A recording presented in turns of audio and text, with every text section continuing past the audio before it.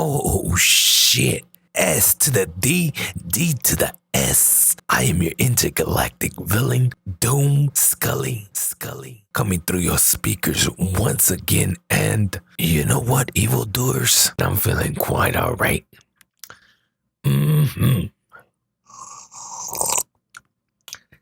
Got a delicious ice cafecito, pan dulce, courtesy of Miss Scallywag. So delicioso. I'm feeling much better right now than at the time I was actually recording this painting process. Shit, you know what? I'm gonna have to turn on the AC. It's way too fucking hot. If it's 70 something outside, it's fucking 80 up in this mug. So as the time lapse rolls, you'll see me come to actually get frustrated at this monstrosity known as Microsoft Paint, aka shit, aka basura, aka never again, MS Paint, if you can even call it that, a paint program. I'm trying to think back at when I actually, even if I even used the program, when exactly did I actually use this program? If I ever did use it. I'm trying to think back. I think I did use it once in the Vista days and when I barely upgraded to Windows 7, but I don't even think I owned a tablet during Windows 7 era. At least in the early Windows 7 era. I didn't own no tablet. I was barely getting into it. And I don't know why. Oh, right. And you might be asking, Pendejo Doom, dum-dum, why would you put yourself through this? Why on earth would you put yourself through such fucking torture?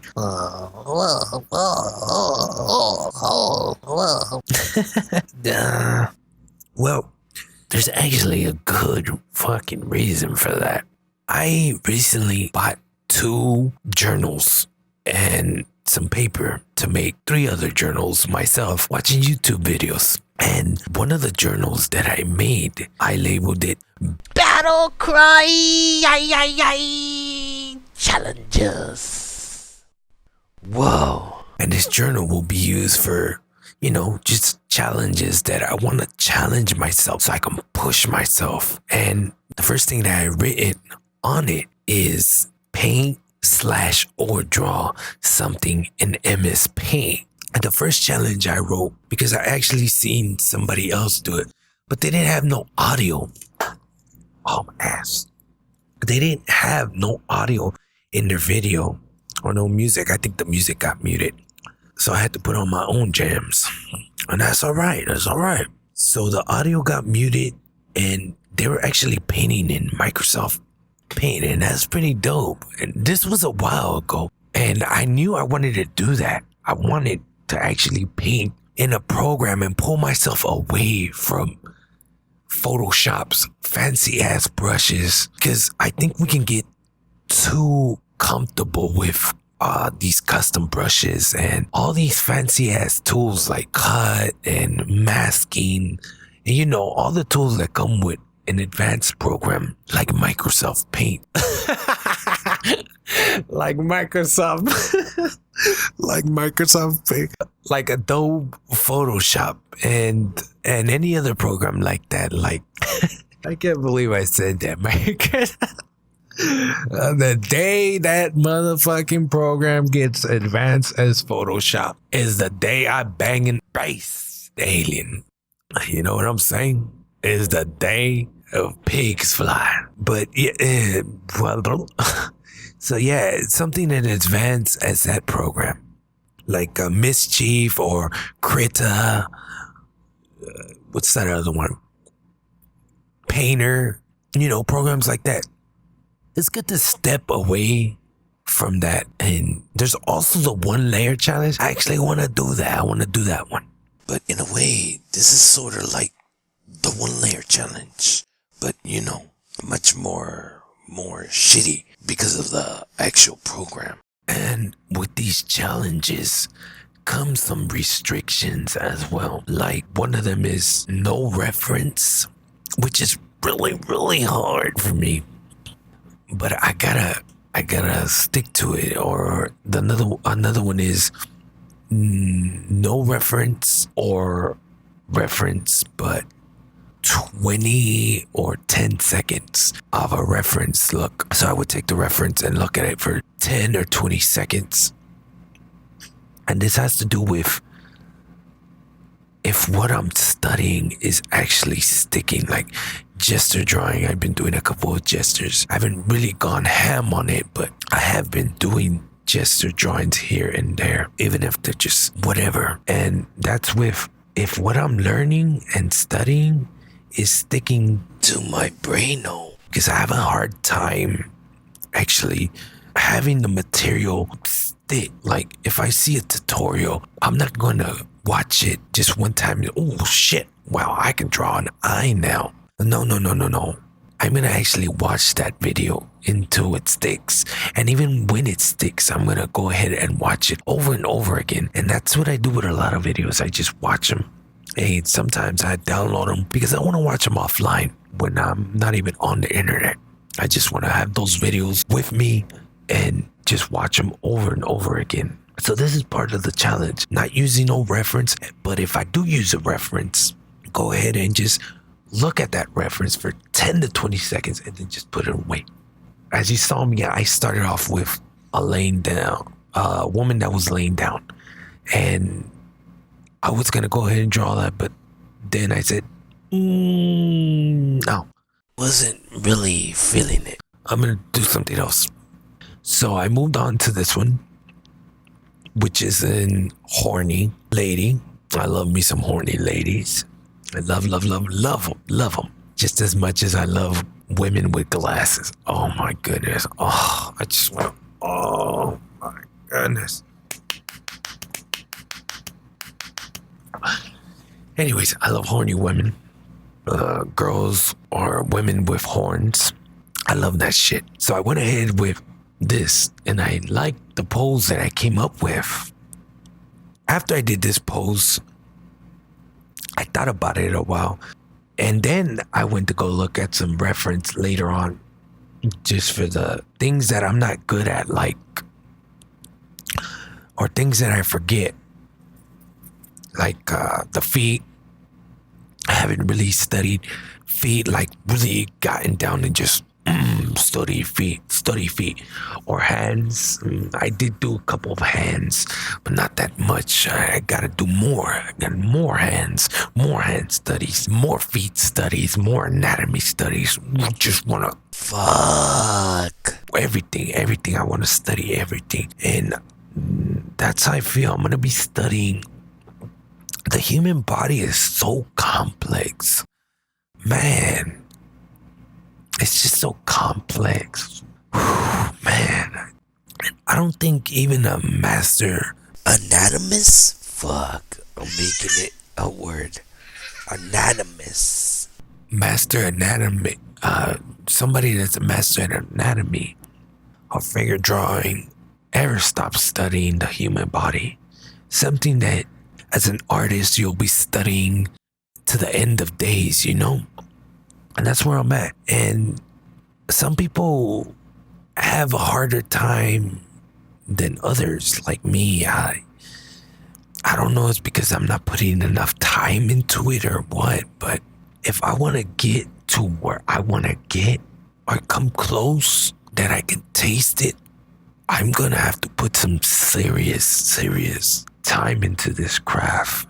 Much more time than I'm putting into it right now. I'm going to have to sacrifice much more than I thought I had to sacrifice. And at one time I'm thinking, man, it's got to come down to, if I want to be where I want to be at, this is going to have to change, because yes, I'm improving from what I was, that I didn't even know the basics of drawing or painting or anything. Color theory, because there's so much color theories of anatomy, gesture. Oh my goodness, it's just so much. One of the things that I find easier to do is just break down the body into parts, like noses. I love drawing noses. I love drawing feet. I mean, not feet. Fuck out of here with feet. I love drawing noses, eyes, and eyes especially, and noses. But I tend to forget that, so I have to restudy it again. And that comes back to, one is never going to actually be a master, at least not me. I think I'm never going to be a master, but what I can do is keep studying and studying to my end of days. And what are what am I good at? I think about this. I get comfortable right here. Goddamn chair. I like to think about, what am I not good at and what am I good at? So imagination. I have a wild imagination. When I say wild, I have a wild ass imagination. And I like that, because a lot of artists struggle with this. They struggle with imagination things like that. And that's one of the things I don't struggle with. I have a hard time with anatomy, okay, but not with imagination. So I relied on my imagination to do things like this, like her costume, her horns.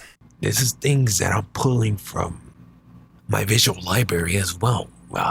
Visual library. I have a big ass visual library that I pull from, and I pull things from there, and I can see that I'm putting what I have in my visual library into my pieces. And it feels good to, at one point, pull that stuff that I have put away in my visual library onto my drawings that I'm doing, or paintings that I'm laying down. It's awesome.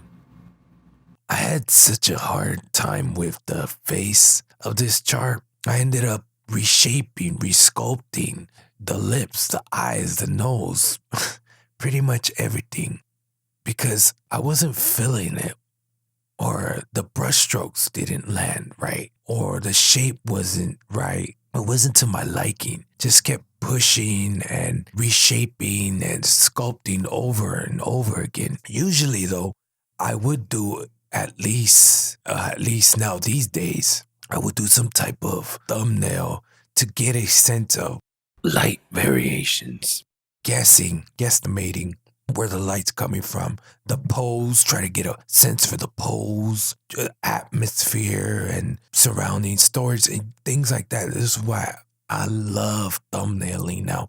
I recently discovered thumbnails, and I try to do them as often and as much as I can, and do lots of them as well. You know, I like to think of MS Paint's brushes as if I had these really old pencils or brushes all nibbled and chewed upon. They start off sharp, but they end up so blunt, and I have no means of sharpening them. As with the brush, they also be really, really old and just used up. They haven't really been taken care of, so they're not really going to perform all too well. They're all stinky and nasty looking and tore up. I think I touched upon this a little bit on my first video. I talked a bit about coming up with and seeing these things, these shapes, these characters, patterns. I start shaping, turning into these certain things like characters. Me, myself, and I, my brain, eye, and hand kind of see these shapes and patterns and these characters on certain things, like the way the light is reflecting on the wall. I might see these random shapes that look like a character to me. Kind of like when someone looks up at the clouds and they might start seeing, shaping, sculpting in their mind the clouds into these things. Well, I do the exact same thing for digital and traditional. Those random brush strokes I had laid down during the main painting, I started to look like something to me. They actually started to look like something to me. And I actually had seen something out of it much earlier. I was just too occupied with the main painting. I was too focused on the main painting, but I eventually took a break from the main painting and lined it. Turned out to look like some type of galactic space alien giraffe humanoid race thingy. 100% bangable. Damn. And the pose, I don't know, the pose was just there for me. I just painted what my brain, eye, and hand was visualizing. And there's a couple of ways I could have readjusted the pose as well. Like you see me tossing her right hand up instead of actually having it behind her. Yummy. At the bottom, she could have been touching her knees, but I decided to swing it up like she's stretching her, and then I would have to do adjustments for that. But it's just something that I see and do a lot out of random shapes and everything. I just see things that they wouldn't be there for somebody else, but they're right there for me, and I shape it into characters or what have you, things like that. All right, let's go back into that story part. Let's go back into the story a bit. When I start a painting, laying something down, I start to develop or start thinking about the story. Even sometimes I think about it ahead of the painting. I just have these stories in my head that I have stored somewhere there inside. So I have this story with the image to go along with the visual. And I can make this story as simple as I want, or I can make it as advanced as I want. So the first painting I did, the first mock-up sketch drawing, whatever you want to call it, of the lady laying down. I start with simple. I was already developing a story behind her. Even though I scrapped it, I had a story already with it. Let's go with simple. Okay, maybe let's go with, maybe it was our photo shoot day. And for some reason, some of the studio lights were not working and they had to fix it, and she was just relaxed. So that's simple. Now, if I want to go advanced, I would throw something like, maybe that was her final resting place. So it would be her grave, as she just got fatally wounded in an epic ongoing conflict battle. So there she is. There's our warrior princess, fatally wounded, laying there in her final moments. Now, if I went with it, I adjust the arm, add a sword in her hand, maybe add a shield, broken / damage, some blood, a few enemies stand in a boot, ready to finish the job. Advance. That's what I was thinking for that one. But I didn't use it. Plus, like I said, I wasn't really feeling it, and it'd be way too much for this program for it to handle my wild imagination to go so advanced into that painting.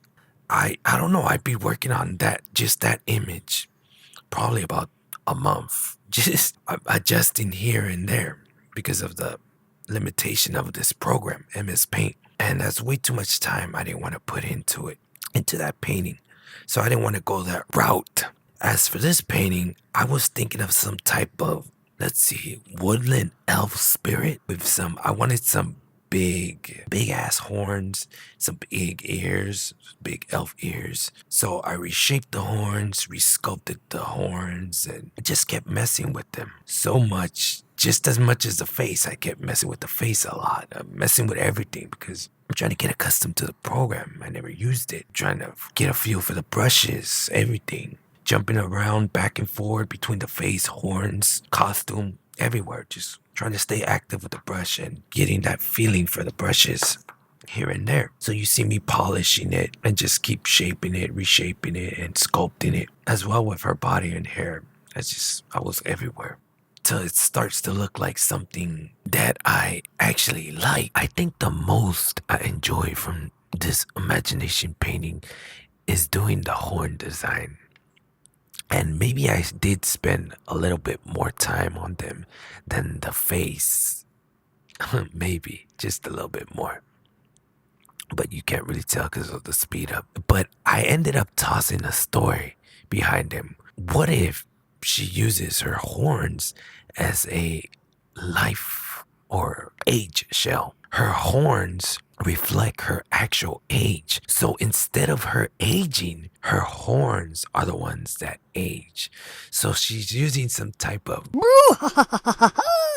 and I got this spark idea from a movie that I don't actually recall its name. God damn. And I actually seen it 2 times. I seen it 2 years ago and I seen it last year as well. But I just can't recall its name. But what I can recall is the plot. So the guy is this young, handsome guy and he's a little self-centered. And he meets this guy, which is the devil. And he makes a pact with him. And they talk and shit and it bangs these ladies and stuff. And he gets this portrait, this painting portrait done, self-portrait done of himself. And this portrait is special. This portrait actually preserves his age. So he himself doesn't age, but the portrait does age. And everyone around him starts to age and grow old. They start to grow old and some of them die, some of them fly.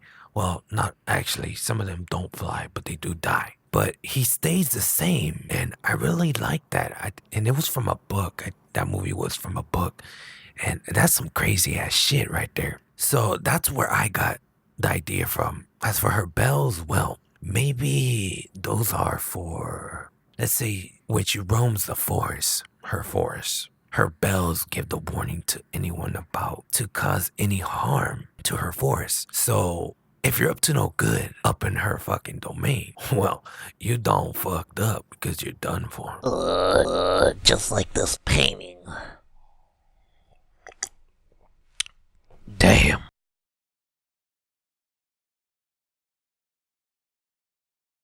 Oh, fuck.